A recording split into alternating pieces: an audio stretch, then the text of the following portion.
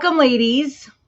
So I have my sunglasses on. It was suggested to me that I need to wear sunglasses because I blink way too much in this podcast because of the monitor being so bright. So I thought I'd start off tonight with my sunglasses on, and as you can see, it's reflecting off of them. So we're gonna have some fun tonight. Nice. You remind me of Max Headroom. So I want to say welcome, everybody. A fun way to start. Thanks to Tammy, and thank you, Lisa, also for being here. We're here tonight with another new podcast for Sovereign Sisters. And tonight we're talking about all those things you should have ready just in case. And so, how sovereign are you is where we're going to start. So welcome everybody again, and you can put your comments into Rumble and we'll be able to see them here and respond to you. So looking forward to having an interactive session tonight. So ladies, So what's up with being sovereign with all this stuff that's going on that we know we've got to get ready in a power down situation? Right. So one of the things that I wanted to bring up here tonight, in light of the recent AT&T outages and the frequent power outages that have been happening all over the world, we thought we'd have some fun tonight. So I realized that we've become so reliant on having electricity and water and flushing toilets that when we don't have it, what do you do? Okay. So tonight, instead of feeding into the fear of what if, okay, we want to give you some ideas and bring out your own sovereignty when the system goes down. So we are looking for audience participation. We want you to be able to put in some of your ideas, some of the things that you've done, so that we can complete our list.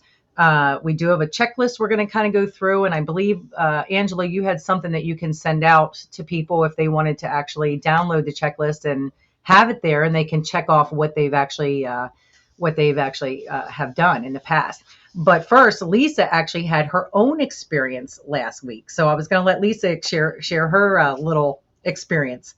Yeah, it was crazy. So it was the day, and we very rarely have any get-togethers, but we invited about 16 family and friends over to celebrate my niece's birthdays. And I made stuffed peppers. I had been slaving all day making these stuffed peppers. I didn't realize how intensive it was. Just getting ready to put them in the oven, the electricity goes out. And I text everybody and I said, the electric just went out. I don't care if this is World War III. We are eating these peppers. So I stuck them in the grill, and I didn't know if we even had enough propane to cook them. And it took a lot longer than in the oven, but it came out really good. But, then now we have a bunch of people in our house. You can't flush the toilet. We had oil lamps, luckily, which I completely forgot that I had bought like a year ago. They've been sitting around my house filled with oil for one of these occasions. Yeah. And then Sean wasn't here, but when he got back home from work, he busted out the generator. So luckily we do have a generator, but those only last as long as the gas does, and ours can hook up to gas or propane. So, I mean, once you're out of that, you're pretty much screwed. Now we are lucky because we have spring water, and we have a spring that's always pushing out water. It is quite a haul from our house down a hill, so we would have to get some jugs, and we do have some emergency jugs filled up just in case, like some 5-gallon jugs or whatever. So we do have that advantage. But what do? Your food's all going bad in your refrigerator. It'd only be a couple days for the freezer food to go bad. If the weather's cold out, I guess you're safe for a while, but you better start probably making everything into jerky or something, I don't know. But it was definitely a test, like you said, Tammy. Yeah, absolutely. And most people don't think about it until it happens. And then panic sets in. And the first thing is, don't panic. Start using your common sense. So, using the things that you can excuse me, if you're prepared ahead of time, at least a little bit, then there's even less means of panicking. You know what I mean? So what we did was we compiled a little list. It's not all inclusive to everything, so that's why we're looking for some suggestions. But one of the first things that we came up with was, okay, your power goes out, you have no lights.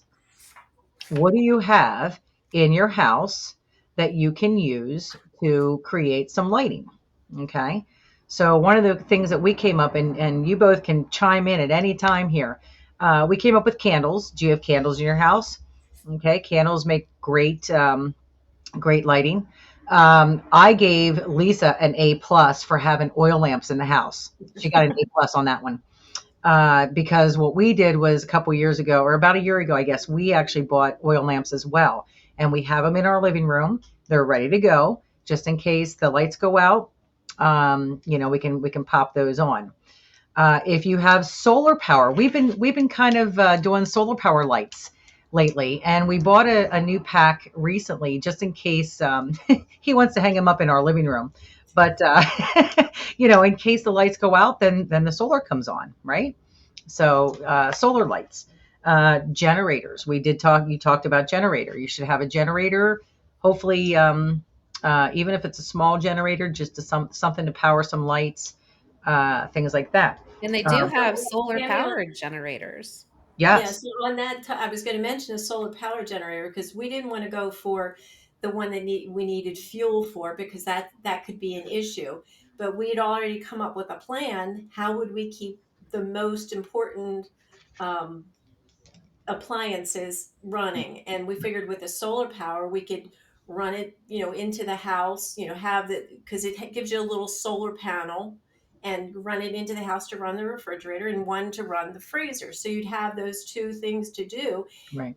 But you also have to be aware what happens when there's no sun. What happens in your overcast and you don't get sun. So you always have to have a backup to your backup. So That's that's right. something to really think about also. Yeah. Did you see all the chemtrails today? We didn't have Mm-mm. many here Oh, you today. guys didn't? Oh my gosh, I was taking pictures. They're crisscrossing and just going like crazy. So we assume that usually when they do that, when the sun comes out and then they do all the crisscross patterns and totally paint the skies, then that's when all of a sudden it's overcast and then the Yeah. sun's Oh, not there yeah. at all. So yeah, But usually with us, we then have rain within 48 hours. yes. So Well, you and have we're that, going to. gray day without sun. So Yep. that's the other thing is that even with a backup, a solar generator, you have to have a backup if that doesn't work. So there are, you have to keep looking down that road because even when you think you're ready, there's always something that you've forgotten. And that's what this discussion's about. Try Right. to think about those things because you were talking about candles. I have candles. I've got so many candles I could light every room with it, but you don't want to leave candles running overnight Right. and you want to have something accessible if you were going to get up. So we do have solar power and crank flashlights. So Oh, that's the nice. other thing. You get a crank flashlight. You sit there and you crank it for a minute or two, Mhm. and then you've got the juice to run that flashlight. So if you're Right. just going downstairs, you don't need it to last for an hour. You need it to last for however long. You're getting up to go to the bathroom in the middle of the night or something. You want Right. to make sure you have something other than the one thing. You just can't rely on one thing to make it happen for you. Correct. Right. And that goes with the flashlights. If you have battery powered flashlights, do you have extra batteries for those flashlights? Because, they don't always last forever. Um, I remember we used to have tons of flashlights and then we never use them. And then, or if you forget to take the batteries out, now the batteries are corroded, you know, um, so I recently, I guess in while we're trying to prep and just make sure we have stuff in case things go down, I went and bought this cute little, just small little flashlight, but it's an LED and it's pretty bright. So those are things that I think that we should all have. Make sure you have the batteries to go with it and stuff as well. But yeah, anything else for lights? I prefer headlamps because Yes. then you have your hands free. Yes. Good job. Yeah. Yeah. We So we one actually thing acquired two of those too. We bought two of those. one thing that you mentioned about like leaving the batteries in and then they corrode, I've made it a practice that the first of every month I check everything that's on my prepared list. So I Oh, check to make sure batteries are still usable so I don't get into this situation where I've let it go too long. So to me, if it's, whatever month the first, that's my day to go check it. So then I don't have to think about it anymore. And you could pick whatever day works for you. yeah. But for me, if it's the first of the month, then I just know I check the flashlights. I check to make sure, the solar panels are available or whatever. Do I have enough water? And I just go through checking my prepared list. And it might take an hour, but it's an hour well spent. Because if you don't have it ready when you need it, that's the wrong time to go check to see if you're prepared. Yeah. Well, that's fantastic. The fact that you're doing that every month.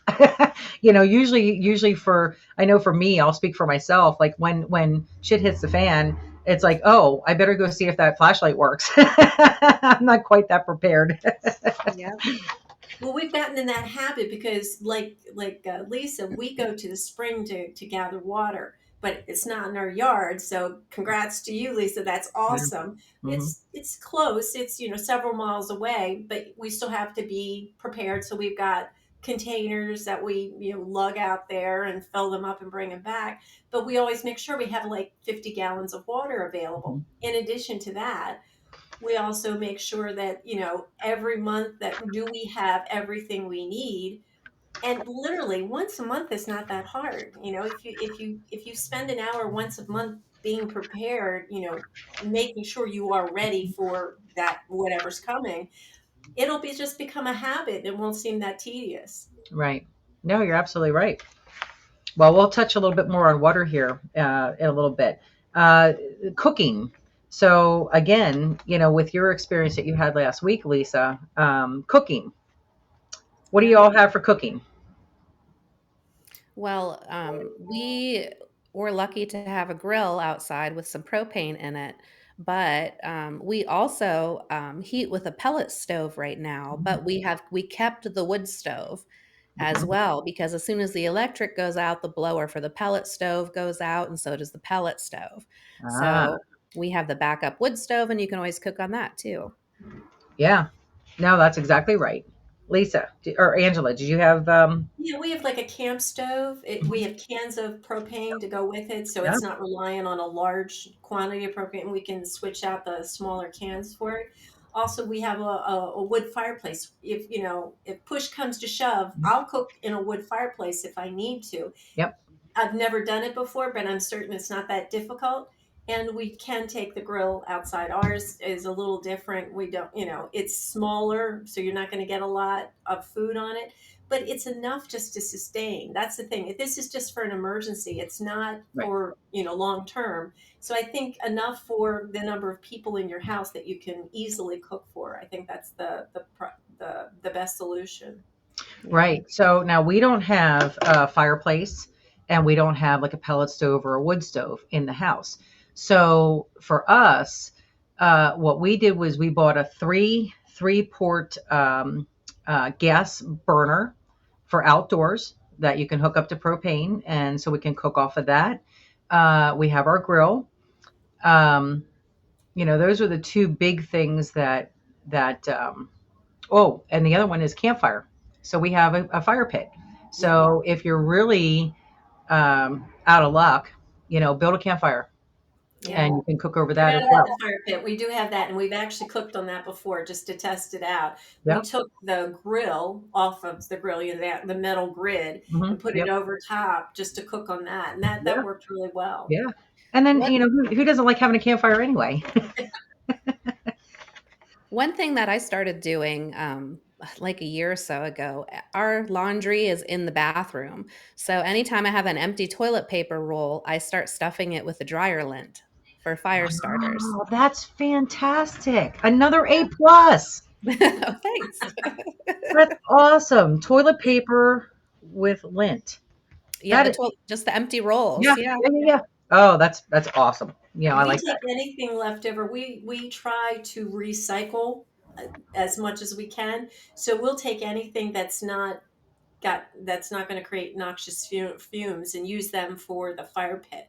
So that. all the sticks in the yard, all the leaves, paper that's not got color to it. It'll all go in the fire pit if we want a fire. So you have plenty to cook on. And in our yard, as soon as the wind blows, we've got sticks in the yard. So you're always got this a mountain of kindling to use. Yeah. Plus we live pretty close to a field that we've talked about it. We'll just walk over and get take some sacks with us and load it up if we need to bring back more sticks. There's Yeah. always an option. I mean, even if you live in the city and you're not in an area that has like fields, there are trees around, there's going to be branches. You can maybe, if you've got a little outdoor patio, you could maybe use it for a little tiny fire or something. So there's always an option. Well, did you ever see Naked and Afraid? Anytime they need to build a fire, they aren't able to.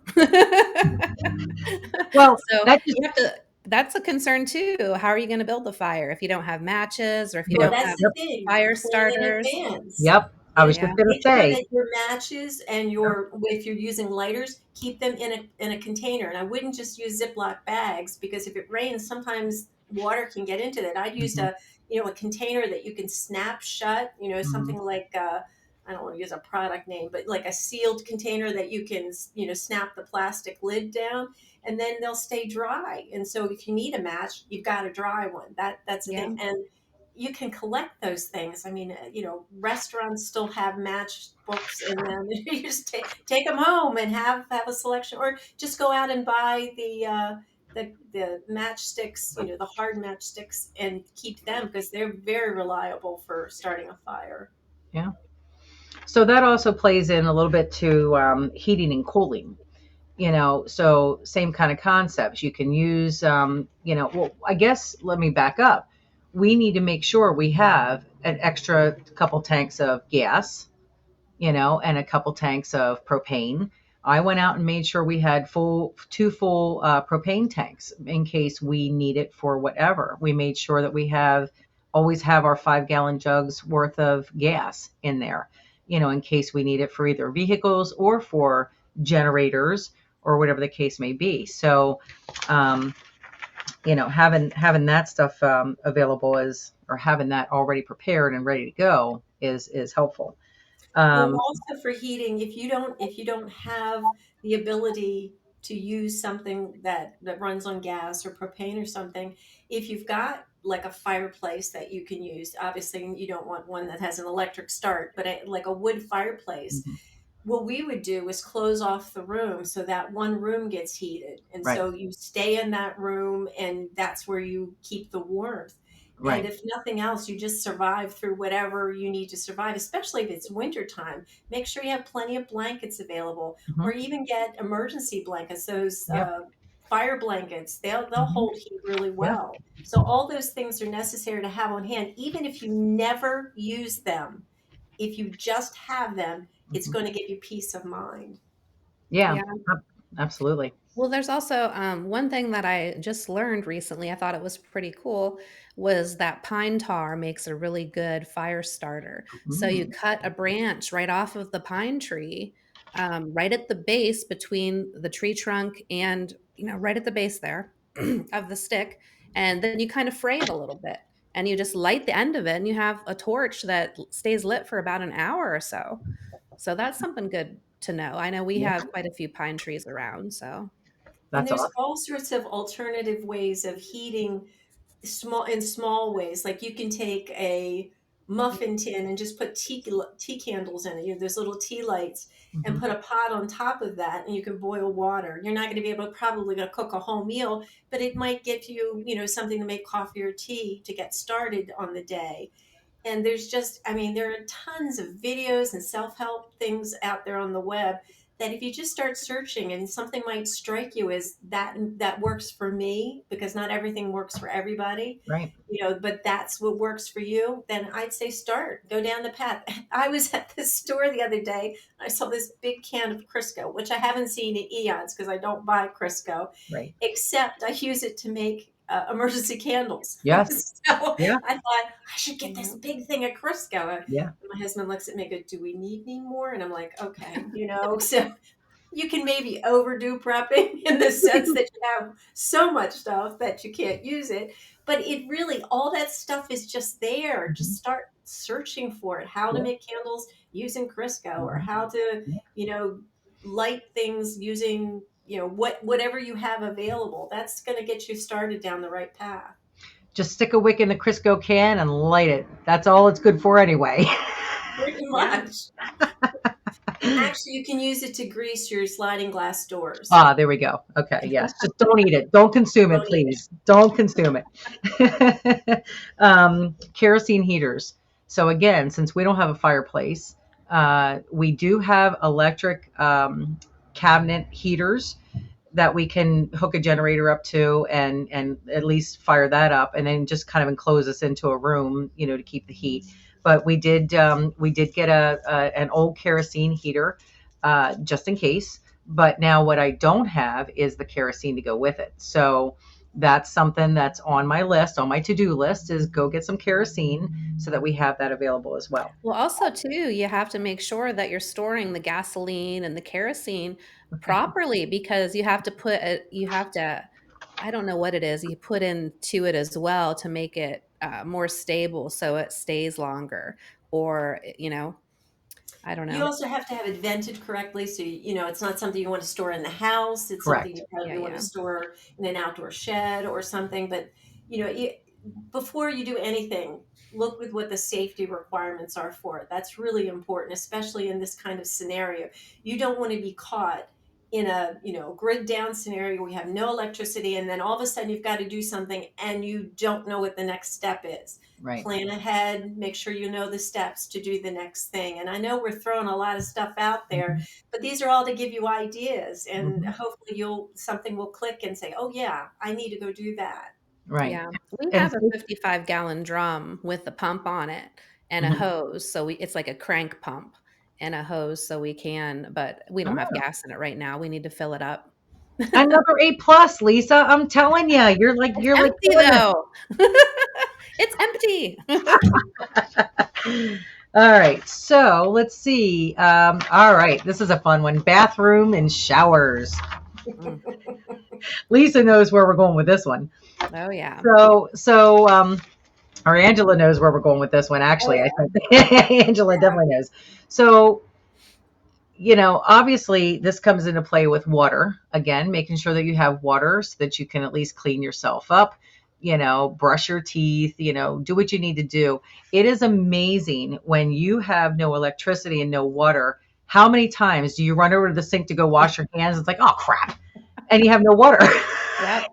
Every single time. Yeah. So you have to learn, like, okay, well, we actually drive 50 minutes to a mountain to go get natural spring water that comes right off the mountain. And so we are always adding more gallons or more jugs to our trip so that we actually have more water. Now, I'm getting into the water situation. We're talking bathroom and showers. All right, we'll get into water. In this topic, water is also important, because what we do, we use gravity, because if the bathroom's on the second floor, we go out, get the water, and use that to flush. Correct. Because gravity will drive it down. I'm not in the same category as you, Tammy. And if you want to share what you do, that's great. Oh, absolutely. We're going to share what we do. Absolutely. Because that's the whole point. So a year or two ago, my husband we heard about bucket toilets, and the whole purpose of them was for composting. And since we live on a farm and we compost and we grow our own food and we do all that other stuff, he said, we're going to start pooping in buckets. And I'm like, what? And so, we got the standard buckets, like Lowe's buckets or whatever. You find a $15 plastic seat that goes on top of it. And you put sawdust in. So you go to the bathroom and then you put the sawdust over top. And then when that bucket's full, you dump it in the compost, and it has to sit for a year before it's even ready to start, doing what you need to do as far as the compost part. But I know it sounds disgusting, but we kind of laugh because we're like, if you guys are like all out of electricity and you need to go to the bathroom, we're covered. Oh yeah. Hey, I grew up poor, and that was our bathroom for quite a while, was a 5-gallon bucket. We couldn't even afford a toilet seat for it. It was the rim, you Yeah. know, Oh, geez. but it Yeah. worked. Yeah. Yeah. Well, I mean, look at like out in the wild, you dig a hole, you go and you cover it back up. So it's really not I think that much anybody who's different. done any of the military services where they've had to go out and, dig their own latrines and all, they know exactly what we're Yeah. talking about. Yeah. And it is not something I think the average person wants to do, but it is an option if Right. that's all you have. Me, I have, and we'll talk about the rain barrels, but I have enough water that I'll continue to use the gravity method. That's right. That's right. And most people don't have the facilities to take care of the waste, like we do. So that's not one of the things that everybody's going to go out and get a bucket and a toilet seat, but we have it. It even is handy if you're on long trips. You take a clean bucket with the toilet seat with you, and you don't even have to stop. You could just go right in the vehicle. All right, too much information. Okay, Remind me not to take a trip with you, Tammy. Just saying. it's a lot of fun. Yeah, I can only imagine. All right, so let's move into the water, just because we're talking about the bathroom, the showers, and one of the things that rainwater collection, that's a big thing right now. Everybody's trying to collect rainwater, grab those IBC totes or the 55-gallon drums. Not everybody has the ability to do that, but if you can, we highly recommend it. It really isn't that difficult. We No. started out with just one rain barrel, the 55-gallon. They're old olive bins, basically, that they resell for, to repurpose for what rain barrels. And we hooked one up to the downspout. It literally comes down and we have it drain into the rain barrel. And Mhm. we thought, well, one's not enough. And so we got two. Well, now we have seven. Yep. Good So deal. A when I plus. have rain, anytime it rains, I have full rain barrels and I use it for everything. I water the garden with it, both indoors and out. I bring it in. We have a filtering system that we filter both rainwater and stream water just to make sure we, purify it as best we can. But it is, naturally, the best water, I think, if it's coming out of the air, yes, it could be picking up particulates, but once you, filter it, it's perfectly good water. And you could use it for just about anything, drinking and washing and cooking and using it to flush toilets. I Yep. mean, it's all usable water. Yeah. Yeah.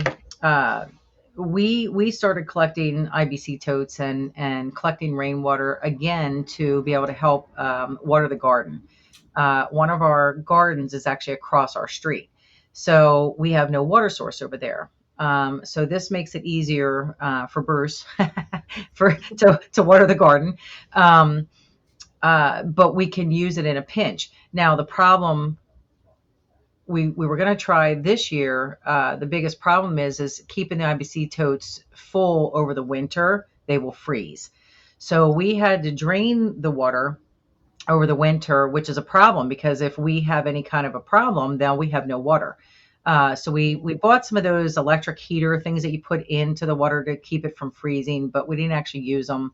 So we're gonna have to come up with something better so that we have water all year long, even when it's 30 degrees or 29 degrees out, Well, I But yeah. find with even the rain barrels, even when it freezes, when I go to several of the barrels, you'll feel they feel hard, like Mhm. they're frozen inside. But the water at the bottom tends to still be liquid, and so Mm, I can move from barrel to barrel if I don't get enough out of one. So you just have to be aware. I mean, we don't live in subarctic temperatures, so the whole entire 55 gallons isn't going to freeze.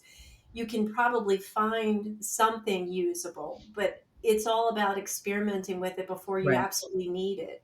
Right. Absolutely. Um, but the rainwater collection, you brought it up already, filtering. Get yourselves some filtering units. You can do Berkey's. I can't think of the name of it, but it's a straw. It's some kind of a filter straw. So we could theoretically go down to a creek and suck up the creek water through the straw, and it should filter out about, Oh, life 90. straw. Yeah, something Life like that. straw. We have a couple of those as well. So these are things that we've picked up over the course of the last couple of years, when we really started waking up to what is going on with this system. We need to One start thing protecting ourselves. to be mindful about is places like Berkey are getting attacked by the crazy authoritarians out there saying that their filters have a pesticide because they use silver in it. It is not. But there are alternatives to Berkey, and I highly recommend Berkey because that's what I use. And because I knew it was coming, I had heard this from the Berkey company. Actually sends out emails about what's going on.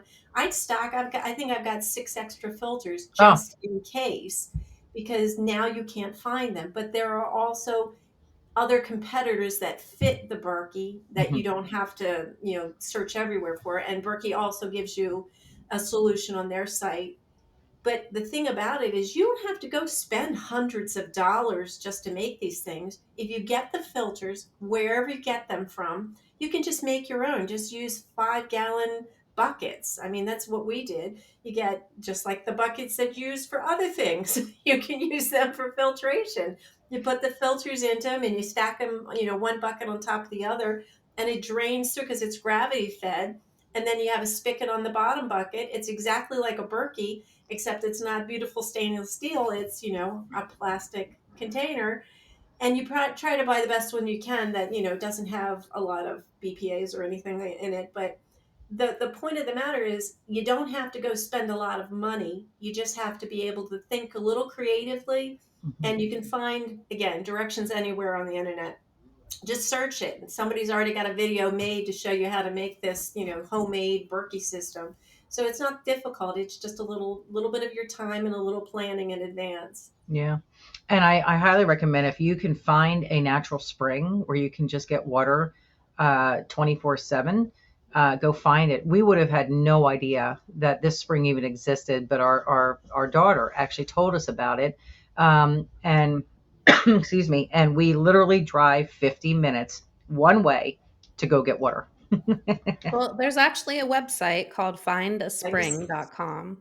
I thought it So was, you can find any of the local springs in the area. And I'm sure there's probably some closer to you, Tammy. It'll tell you if it's an artesian well, if it's been tested before. So it's pretty good. it's actually Findaspring.com. findaspring.org. Oh, It says .org or Oh, is it? .com. .org. Yeah. Find a spring. Yep. Yeah. Awesome. That's good to know. Um, Sorry, I had a little tickle in my throat there. Okay, so we talked about water. What about communication? Smoke signals. I I had a little note. It might be nice having some peace and quiet for a little bit. Exactly. I totally get that. And it really just depends on who you want to communicate with. True. For me, the person I want to communicate with lives in my household. So unless that person is not here, I'm pretty much easy to, just go downstairs and talk to them. Now, if you want to talk to somebody who's not around, they also have to have something that they can communicate to with you again. So walkie-talkies was one of your suggestions. Yep. That's great, but that's limited in distance. So Yes. the other thing that I mentioned was satellite phones. Mm-hmm. Now, again, there's an expense to it. Not Mm-hmm. everybody wants to put out the cost, but it depends on how critical it is for you. If you have family all over the world or even just all over the country and you need to get in touch with them, you have to make sure that you have some means of doing it. You can't do it if the phones are down. If electricity's gone and you can't get a cell signal, you can walk outside with a satellite phone, and as long as there's a satellite in the sky, you're going to be able to connect. So that's just one option. Again, that's if you want that. That's the little more expensive option than some of the other ones. Right. And ham radios, I think, are a little bit less expensive than satellite phones, but They someone require said, more, though. what's that? They require more. You need a license and training on those. Yeah. So now my comment, somebody had told me, they said you need to have all kinds of license, and I said, hey, when shit hits the fan, If that is my only way of communicating, I will figure it out. Yes, you're the license. I'll be flying my drone everywhere. There you go. See what's going on. That's perfect. Yeah. Yeah. Oh my God. I never thought about that. All right. Drone. I need to put a drone on the list. Anything else for communication? Well, if you live close enough to other people, like if you live in a neighborhood and you do have neighbors, set up a not a telephone chain, but actually a person to person chain, where if you go to one neighbor and you check on them and they check on someone else and everybody's checking on everybody else, that in and itself is a really good system, because if somebody needs help, one person in that system can always say, oh, this person needs help, and everybody can band together and help them. So just communicating with your neighbors is really a good way to get started. Yeah. And for the kids, already have the can and string already made up, ready to go. It'll give them something fun to do when all the communication's down. Yeah, I think a lot of the communication has to be done before an emergency anyway. Mhm, So mainly creating a family plan, like what's going to happen mhm, if shit hits the fan. Are mhm. everybody come to our house? That's the gathering point, and we'll Yes. go from there. So We've tried to do that. Now I'm not sure if it's going to happen or not. Our family lives about 40 minutes away. So the biggest problem, we all agree that people are going to gather here. But the biggest problem is that everybody wants to protect their home when things go bad. So, it's more of that, if you're going to be someplace else, now what's going on at your place? You know what I mean? So that's our only problem And with that's our also situation. good to have your neighbors involved, saying, if I'm not here, would you keep an eye on my house? If it depends on how close you are to the neighbors Right. and how, they react to certain things. And it's obviously it's a give and take thing. You would do for them and they would Sure. do for you. But I think that kind of thing you set up in advance, like you said, that if I'm not going to be here, could you just keep an eye out? Right. Absolutely. And that also goes back to medical.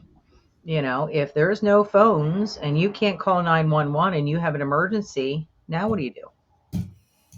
Well, you better make sure you have a lot of stuff on hand, Yes. because in a medical emergency, if you can't get medical care, you need basic understanding of first aid. Yes. So that may be the first place to start. Yep. Get a little bit of understanding of what you need to do Yep. with situations, if you've got a broken bone, if you've got a severe laceration, how to do CPR, all those things. Mhm. Learn it in advance so it's at your fingertips and you're not questioning what to do. That's But I right. also think you do need to have first aid supplies available and ready way before you ever get into a situation.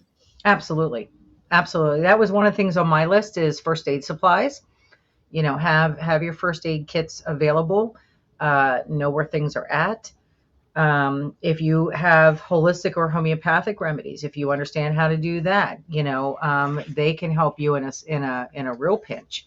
Um, um, Well, yeah, even if those were, you I think take those are the big allopathic things. medicines, if you Mhm. take, regular medication, you might want to plan, especially at this point where you don't know what the availability would be, plan in advance to Mhm. get maybe a year's worth of that medication. If it's life-saving medication and you must have it, then have it at your fingertips. So you don't have to think, well, I'm going to be out of it in 2 weeks and now I can't get any more because of this down situation. You're going to be put in a real bind.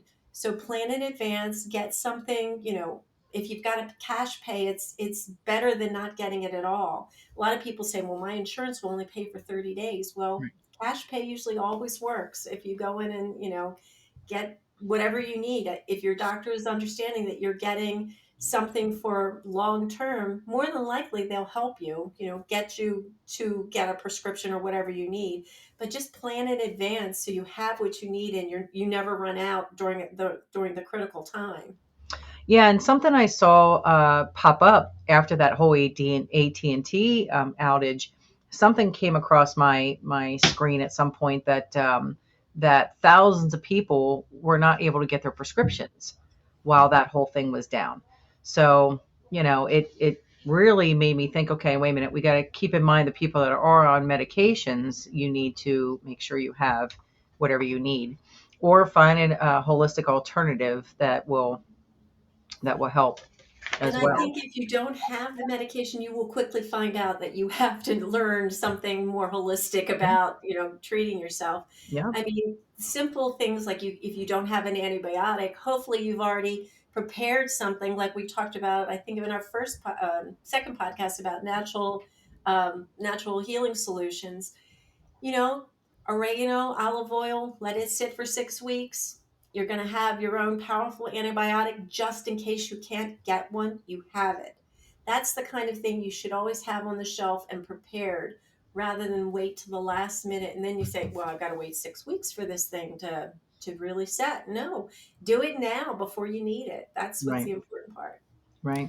I recommend having colloidal silver on hand. So Yep, I brew a lot of it just in case, but you can also make it in an emergency situation just with a 9-volt battery by wrapping both of the wires around it. It's a nice. little crude way to make it, but you still have it. And you can also use that going back to the water to kill anything that's harmful in the water. Put a splash of the colloidal silver in there first. Yep. And then I'd also recommend having a medical book on hand because you might have to do something you don't want to do, sew somebody up or even maybe a surgery. I don't know, but you can at least you have that information on hand. And if you have a friend who's an EMT or a nurse or somebody in the local area or close to you, kind of maybe get with them beforehand and say, hey, if something happens, can we rely on you to help our family? Yeah, we're actually we're working on, once our comfrey grows again, we're going to start making that into a poultice, because comfrey is for knitted bones. It's called knitted bones, so it's for broken bones, sprains, things like that. Um, we just got a little jar. I mean, it's a tiny little jar. It's called Stitches, and it is what you pack into an open wound that would require stitches, and it will actually heal it and fix it. Uh, not medical advice, just letting you Yeah. all know, but we have it in case we need it in an emergency and we can't get to someplace to get help. So again, these are all things that if you plan ahead, it makes you panic less when things happen. And one Yeah. of the other things, my go-to is chlorine dioxide. Whether you call it MMS or chlorine dioxide, we have it in various forms. We have it in tablets and we also have it in liquid. It's very inexpensive and you can purify water. You can take it internally to help clear your system out. It has so many uses. I recommend everybody going out and looking at what chlorine dioxide does. It's really a truly a miracle solution. When you have nothing else, that is a great go-to. And besides purifying water, what else is it good for? I mean, it's good for clearing toxins out of your own body. Okay. I use it like with the tabs. I toss it into the dishwasher and it clears out. You know how you get some of that film and all? It's not a bleach. And people think because they smell it, it smells like chlorine. It is not a bleach. It's a different chemical constituents to it, but it cleans and purifies. And it's also very helpful in with certain sicknesses, let's say, to help clear your system out. Okay. It's not harmful in any way. It's just a couple of drops in like a half a cup of water and you drink it down and it helps keep your system clear of toxins. And there are many, many, many, many sites out there that talk about it, and it's been used for different things. People claim cures. I'm putting that in quotes because you can't claim a cure with something natural. Yeah. But it's seriously worth having in your arsenal of things for preparedness. I always have extra bottles of it, and I also have the tablets. Hmm. Well, that's good to know. I wrote that down. I'll have to look into that one. Um, all I right. can actually tell you a company for the tablets because only one company that I know of actually makes them. Okay. It's safrax.com. What is it? Safrax, SAFRAX.com. They come in different size pouches, and it depends. They were selling commercially, and then it was advertised in somebody's podcast, and they got overwhelmed with orders, and I was one of the people. I jumped right on it, and now I use it for everything. Use it in the laundry, in the dishwasher. I even put it to clear out the hydroponic bins that I have. They get algae on them. Help clean that out. It's really useful for so many things. That's good to know. That's a new one. All right. Last but not least, refrigeration. What do we do when it's 90 degrees outside and all of our power is out? If you have a creek or like a spring or something, you can actually dig a hole so it's collecting the water and put the food in there, and it'll keep it cold that way. Yeah. So Fantastic. a root Some of the cellar. ways A root cellar. some of the ways that like our grandmother's age used to do is take newspaper and line the freezer so it kept the cold in. I save all those packs that come in, everything you get that has a cold pack in it. I Mhm. save every one of them, and I have them stored in the door of one of my freezers, that if anything happens, I would just line the freezer with it and keep it closed, because that's part of it. Keeping it closed will hold the cold in. And I think for long term, not just by a stream, but if you dig deep enough, you can get to an area that will keep things comfortably cool. Not may not, keep them frozen, but will keep them comfortably cool if you Right. pack them like into a styrofoam container or something and bury them deep. So one of the things that we do, we fill up old or used water jugs full of water. We put them in the bottom of our chest freezer, and they freeze. So now, if electric goes out, and chest freezers hold the cold a lot longer than upright. But this way you can keep those jugs in there, and they will keep your stuff colder a lot longer than those little packs, right? Good idea. And then if that all wears down or warms up, now you got a jug of water as well. You get an A plus. so, yay! I finally get an A plus. So we use the gallon water jugs. We fill a lot of those up. Now we do have raw goat milk in there as well. Some of them that we have frozen, particularly for the animals. So for some of the farm animals, Oh, yeah. if they need some help, then we can unthaw the raw goat milk, and we can give that to them as well. So one of the things you can do in a pinch also, so everything is going to go down. If you've got an ice maker in your refrigerator freezer, dump them all into Ziploc bags, Mhm. seal them up, throw Yep. them in the freezer and shut them up, because all that ice is going to stay compacted together for as long as it can. I mean, Right. it won't stay forever, but in that way you can start helping, getting that stuff out of the freezer that's going to go down. So if you've got a refrigerator freezer and you can't keep that up and running, like you don't have a generator or something, you can move everything over, take all the stuff out of the freezer part, put it in the freezer, then pack everything into one small, whether it's a cooler or whatever you got, with all those ice from your ice maker. Yep. It's a short-term solution. And we talked about this the other day. Like if it goes longer than the amount of time where your food is now starting to spoil, or if it's getting to that point, start learning how to preserve it. If you can cure it, salt cure it. My husband's a lot better at fermenting and curing than I am, as far as the knowledge is concerned. But those are things that you could potentially do. Dehydrate too. Dehydrate, perfect. Yeah, but if you don't have electricity, you're kind of out of luck. Unless You you have a sun can lay oven. it on a screen and put it over a fire. Yep, yep. Or if you have a sun oven, Yeah. sun ovens would be good. We've been talking about getting one of those for a while. They're a little pricey, and we just haven't done it. Plus, when they keep blocking out the sun, it's a little difficult to actually cook anything on it.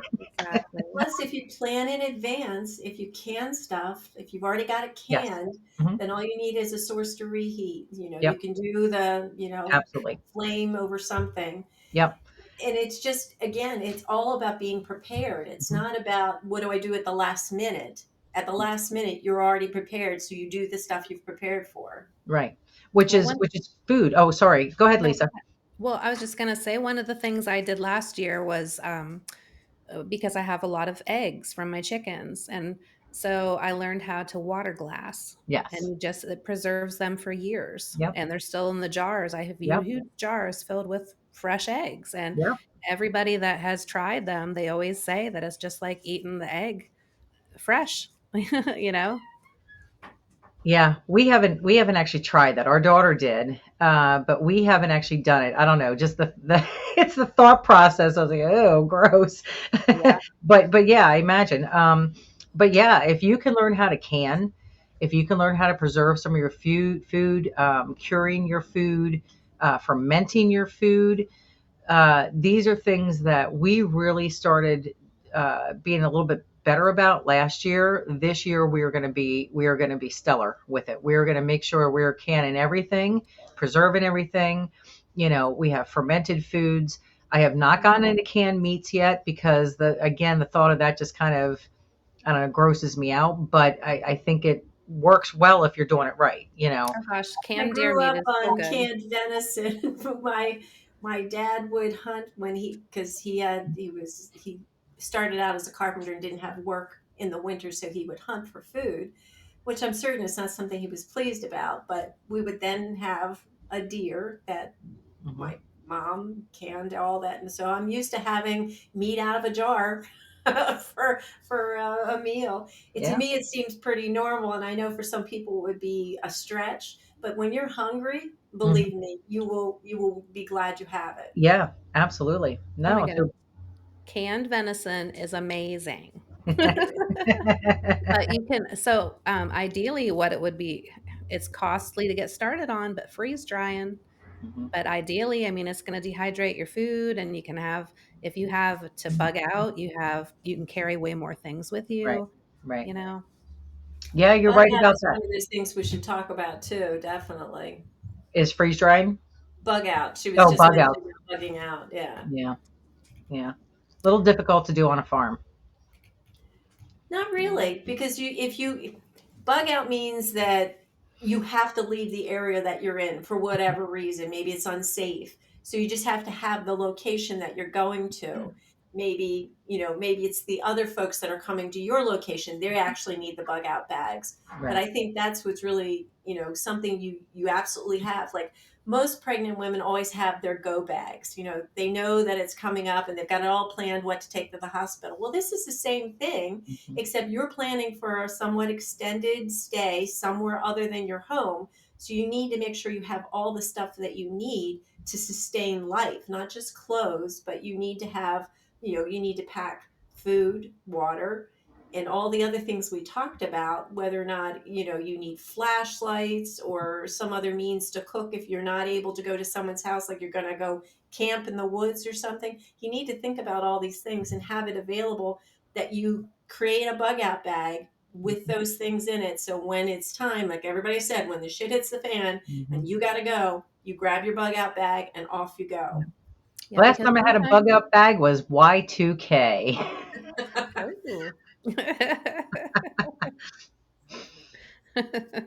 Lisa, were you um, going to say something? oh goodness, I lost my train of thought. Sorry, screwed you That's up with that okay. bug out bag. But we almost are at our hour, but I just wanted to mention this real quick. I have been wanting to get a slingshot. And it's not just like some little kid's toy. These freaking slingshots, they rock at these rocks and these pellets. And Yeah, if you don't have any bullets for your pew-pews, what are yeah, you going to use? So I yeah. just got one. I saw them at Tractor Supply the other day and it was like half off. And I was like, oh my goodness, it's like a There it is. professional little slingshot. But they have like rifle slingshots. Yeah, I mean, there's all kinds of things. yeah. That's fantastic. I was going to bring that up, but then I figured, nah, we won't bring up weaponry. It But definitely is yeah. necessary in certain instances. So if you're going to be truly prepared, I would say if you don't have one, get one. If you don't know how to use one, go get training now, because you don't know what the situation is going to be. I Yeah. mean, it could be worse than what we anticipated or could not be, but it's a skill that once you have it, it's going to benefit you in some way. Learning a new skill is always beneficial. And even if it's not something you think you want to do or should do, in a life and death situation, you're going to be happy that you did. Right. Absolutely. Yeah. And that's what I was going to say about but it came back to me. When you might have to bug out, you might not want to bug out, but there's so many people that are not prepared, and they might know that you are, and your place is going to be the first place they go, so it's better safe than sorry. Yeah. All right. Well, that was fantastic, ladies. I think we covered a lot of good information here, at least some good ideas.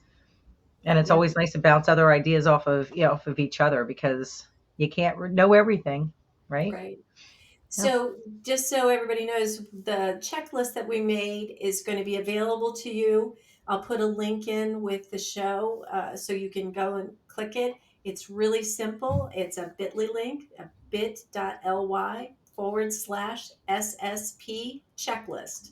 So, Sovereign Sisters Podcast, just remember SSP checklist, and that'll get you to download the things that we're talking about tonight.